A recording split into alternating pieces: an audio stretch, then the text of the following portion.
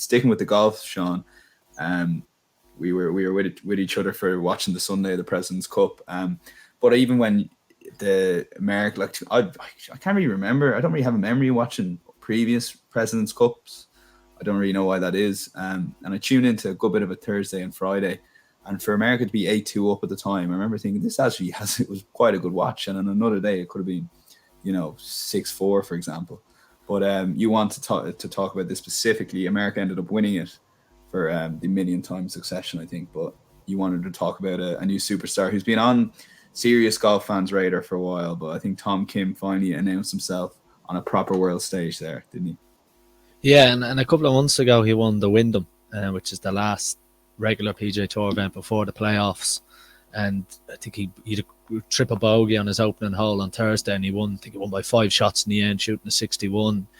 This guy he's got a lot, but I don't think we realised how much golf game he has until that Saturday evening when he produced the whole Saturday, really, between the 4 balls and the 4 suns. He was just outstanding, and there's something about him. You're drawn to him. He's all action. He doesn't care. He was the youngest player across both teams.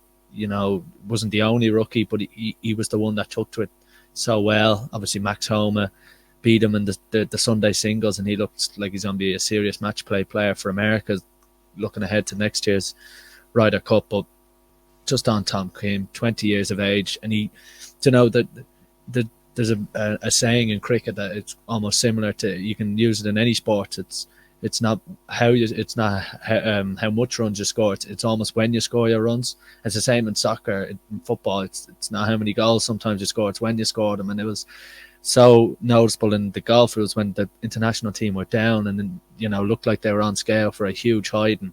It was when Tom Kim poked his chest out and got stuck in. And there's a reason, Dan, you said, well, it was 8-2 or whatever. It was still good to watch, and that's because match play golf it's the most exciting format of golf. Anything can happen. You don't know who's going to perform under that pressure, and I genuinely think you see way better golf.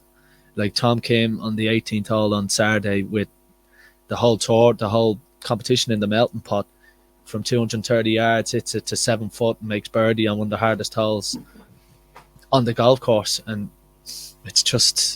it was brilliant. And then also you give credit to someone like Cameron Davis on Saturday, another rookie who won a couple of points, was phenomenal, made eagle, birdie coming in to win another point for the international team. So it was a really, the President's Cup, in my opinion, has risen from it, because it was a lot of talk about LIV Golf, and you look at Abraham Ancer, Joaquin Niemann, Leishman, Cameron Smith, all these brilliant, particularly in Smith, Niemann, Ancer, all brilliantly young international players, and they thought it could be a runaway, and it wasn't. It was still competitive right until the end, and I think people like Tom Kim, Sung Jae Im, Siwoo Kim beating Justin Thomas in the singles.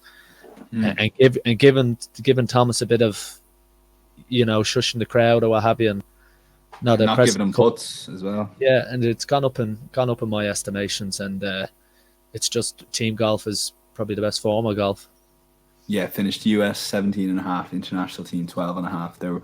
But like you mentioned, there was a moment on the Sunday. It might have only lasted 5-10 minutes when it was the Miracle on Medina was well and truly about to be eclipsed for those 15 minutes, and 1 or 2 singles games just didn't go the way the internationals, and then it sort of fell off. But it was brilliant to see. And look, for looking at the American team very briefly, it just seems they got rid of a load of the unlikables there.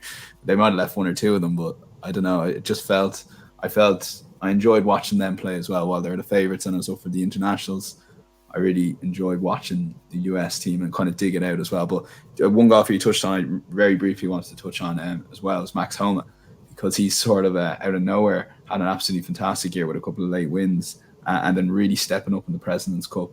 Danny Witt sort of handed him the tournament there, but I just think you got to be in these positions. For a player like him, is he really going to fulfill his potential next year? Because I think for a while people have been thinking he had the potential, but he hasn't really been up there and contended as much as he'd like. He's obviously got a fantastic win record. He wins way too often for a man that doesn't compete as much at the top end in tournaments as he probably should.